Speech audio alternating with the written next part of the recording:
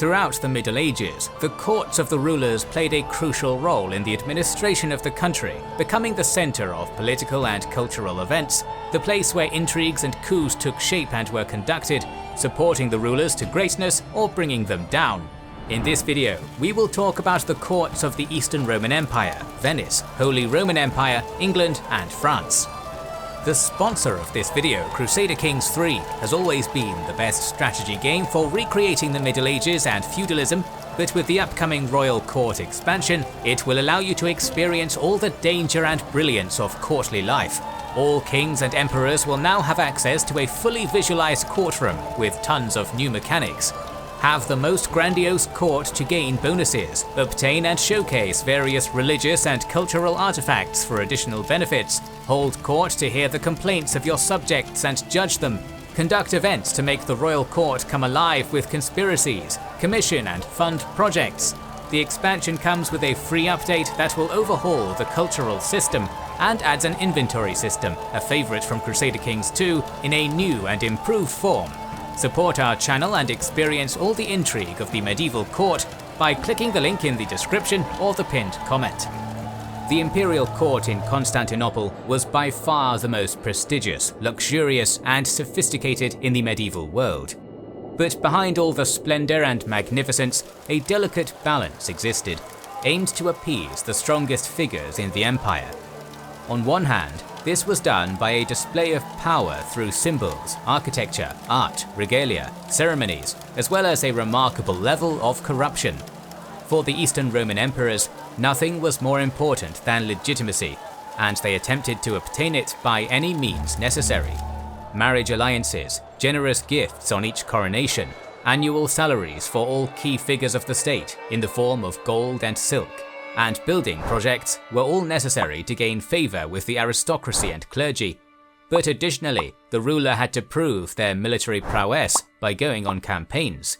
This led to the often catastrophic idea of bringing the entire royal family and key advisors on the march, which potentially served to boost the popularity of the emperor or end in a disaster.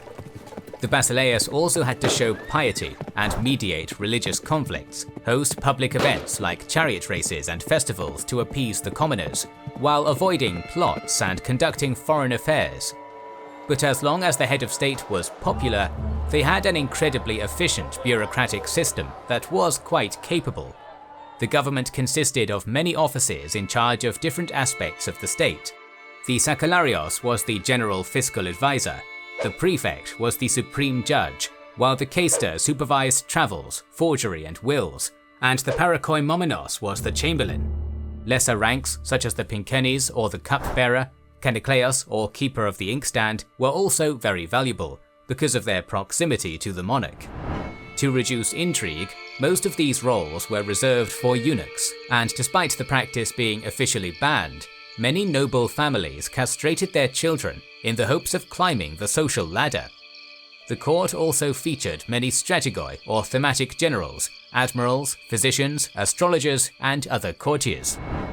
A good example of all these factors in play is the rise of the founder of the Macedonian dynasty, Basil I, who started out as a peasant before becoming the protostrator or imperial stablemaster. After catching the eye of Emperor Michael III, he became his chamberlain and killed his co-emperor Bardas. A year later, Basil brutally murdered his benefactor, took the crown for himself, and got busy gaining supporters with the usual bribes. Once firmly in command, Basil proved to be a successful administrator and general, and used his victories and massive building projects to establish a new dynasty. From a position of power, his successors rewrote his origin and nicknamed his predecessor the Drunkard, while ushering the empire into the Macedonian Renaissance. But the sophistication and fragile stability were easy to exploit, especially by enemies who could avoid the massive but sluggish state by hiding behind mountains, utilizing mobility in the form of raiding from horseback or ships, as the bureaucratic apparatus turned in on itself. Ever since the Huns robbed them of their homeland, the refugees of Aquileia who founded Venice were obsessed with the idea of independence. After centuries of pressure from the Eastern Roman Empire, Papal States and Holy Roman Empire, the small lagoon transformed itself into the Queen of the Adriatic as the most serene Republic of Venice. The success story of this city can be attributed to its complex government, which featured more checks and balances than its contemporaries, making sure that the powers of the state were always equal to its responsibilities. At the foundation of this state was the Great Council, where 100 freemen, traders, and nobles could propose legislation, discuss politics, and be elected into the other councils. The Council of Six represented each district, and acted as advisors to the Doge, who could only open his personal correspondence and discuss hearings in the presence of at least 4 of them. The most senior among them acted as Vice Doge, and their term only lasted for 8 months. The Council of 10 was secretly the most powerful branch of government that was responsible for state secrets, minting coins, state security, and espionage. No more than 1 member of the same family could sit on the council, and re-election to successive terms was not allowed. The Council of 40 was the supreme court of the Republic, and finally, the Council of the Invited was the legislative body made up of 60 men, who were in charge of taxation, commerce, diplomatic and military operations. Even in battle, Venetian captains voted on how to approach the enemy. At the top of this structure was the Venetian Doge, who, compared with other monarchs at the time, was more of a figurehead. Like other republics, the leader was a member of a powerful family, but in order to put the state before the individual and stay away from nepotism and tyranny, the leader was forced to abide by strict laws. He was only allowed to leave the luxurious Doge's palace with the permission of the council, could not accept gifts or favors, could not personally correspond with the Pope or other rulers. He could not let anyone kiss his hand or kneel before him, attend theatres, or engage in commercial activities. His wife, or dogeressa, held no political power, and after his death, an audit was made over his family assets, which were confiscated if any irregularities were found. And yet it was how every Doge was elected that tells us exactly how strict the Republic was in order to prevent it from being corrupted. First, the Great Council gathered together and put the names of all the councillors who were older than 30 in an urn. That urn was taken to the main square and given to the first boy they encountered. 30 names were drawn, shuffled, and drawn again, reducing the number to 9. The selected members then formed a conclave that elected 40 councillors with a majority vote of 7 out of 9. The 40 names were once again randomized and reduced to 12, who elected 25 others, which were again reduced to 9. The new 9 would elect 45, randomly reduced to 11, who would pick the final 41 candidates. The 41, gathered in a special room, would cast their names in an urn. Ballots would be drawn one at a time, with the merits of each candidate being discussed. Then, all members voted until one received at least 25 votes, making them Doge for life. These measures might seem extreme, but 11 centuries of history with very little instability or succession crisis speak for themselves. Venice was a crowded island that excelled in espionage, trade, glassmaking, art, and naval warfare. But it was its court that unified all of the moving pieces into one body. After the split of the Carolingian Empire, what would become known as the Holy Roman Empire transformed itself into an elective monarchy in 1002 due to the dynastic crisis, taking inspiration from the Germanic tribes.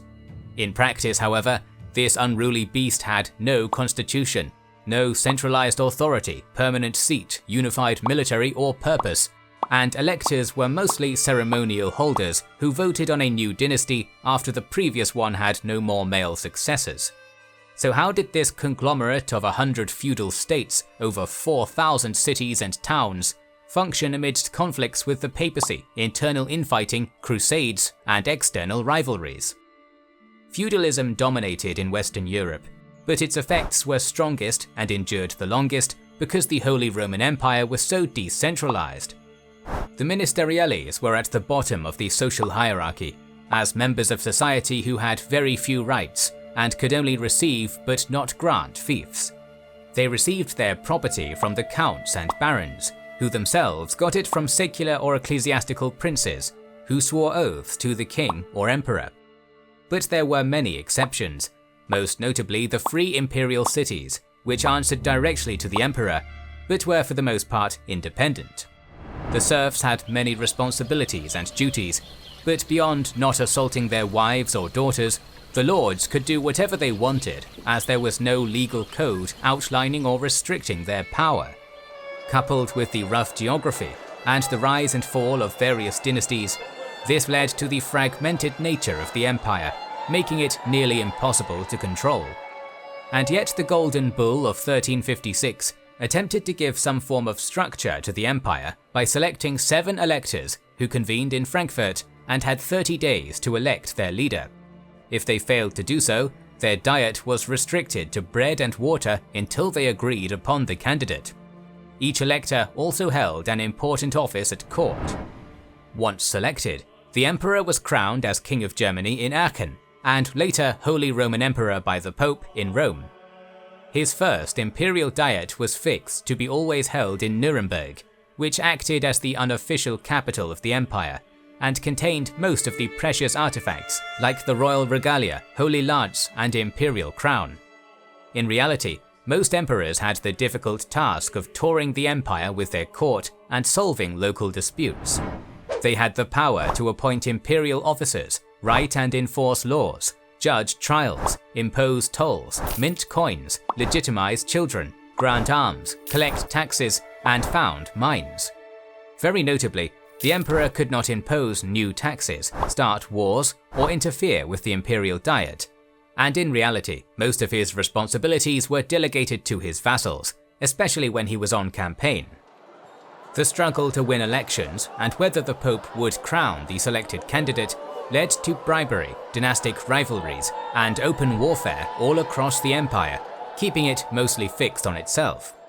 It's difficult to define the Holy Roman Empire's court, as the imperial court was constantly on the move, and smaller feudals held their own courts due to their relative independence in comparison to their English and French counterparts.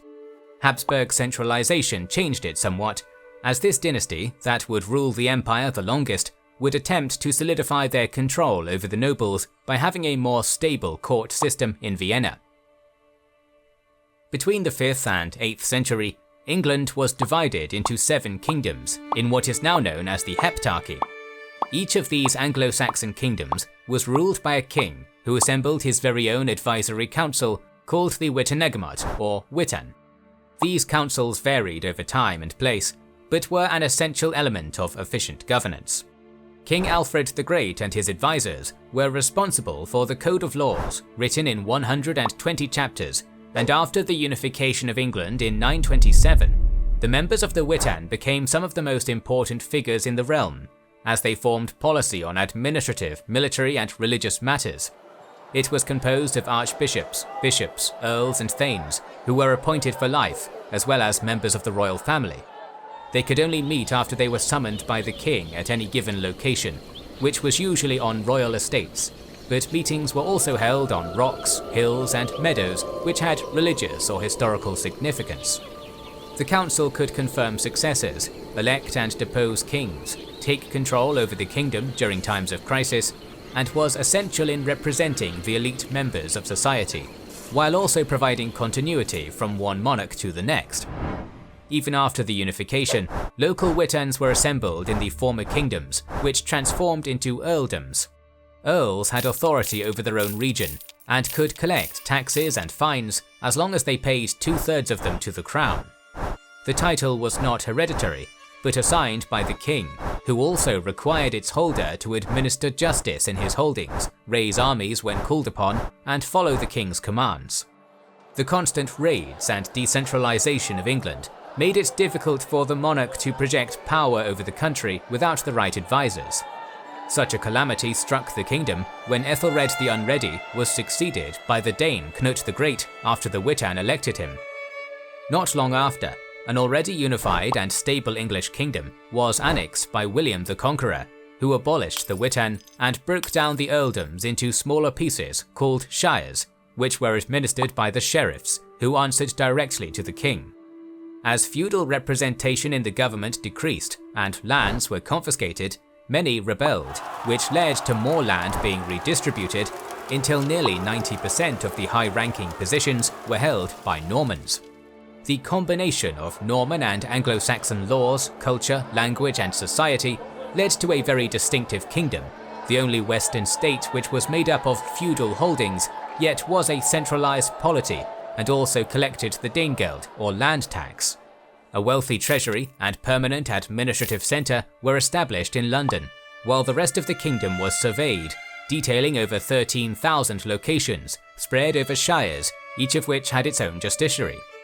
However, the radical changes enacted by William, which reduced the representation of the elite, would come back to haunt the crown as nobles rebelled against King John Langelag, which led to the signing of the Magna Carta in 1215. For most of the Middle Ages, the French crown was a bundle of vassal states that swore to serve the king, but were free to operate their own mines, glassworks and forges, expand their own domains, and collect taxes in the lands they possessed. Nobles often organized major jousting tournaments, feasts, religious ceremonies, and went on crusades without the approval of the king. In fact, most of the participants of the First and Fourth Crusade were Frankish, yet both crusades were not sanctioned by the French kings. The Crusades, Norman conquests, and the creation of powerful holy orders granted even more powers to the nobility, which, coupled with a very strong clergy, often made up of the second sons of the nobles, meant that the ruling monarch was often weaker than the most powerful dukes. The nobility also belonged to the Conseil du Roi, or King's Council, made up of the most trusted advisors who helped govern the large but decentralized state. These positions were extremely powerful and could not be transferred or inherited and were appointed for life. The council was made up of the constable, seneschal, chamberlain, butler, and chancellor, as well as the crown prince and most powerful members of the clergy and nobility. The constable was the leader of the king's army and second in command after the king, while the seneschal or royal steward was in charge of administrative duties of the royal household. The king's chambers and wardrobe were administered by the Grand Chamberlain, which was a coveted position, as its holder played a key role during the coronation, and his constant proximity to the monarch granted him a lot of influence. The butler maintained the royal vineyards and supplied the court with wine. Finally, the Grand Chancellor was the supreme judge of the state. Over time, this council branched out, forming the French Parliament and the Estates General, which diluted the power of the central government even further. France was powerful, rich, fertile, and could field a massive army with many armored knights, but only when under a powerful ruler who could appease the strongest factions of his domain, which often rivaled each other. If the royal family showed any signs of weakness, the council would grow larger and disobedient. This problem became the main focus for many kings, but the progress was slow, as neither the clergy nor the nobility was willing to give up their privileges.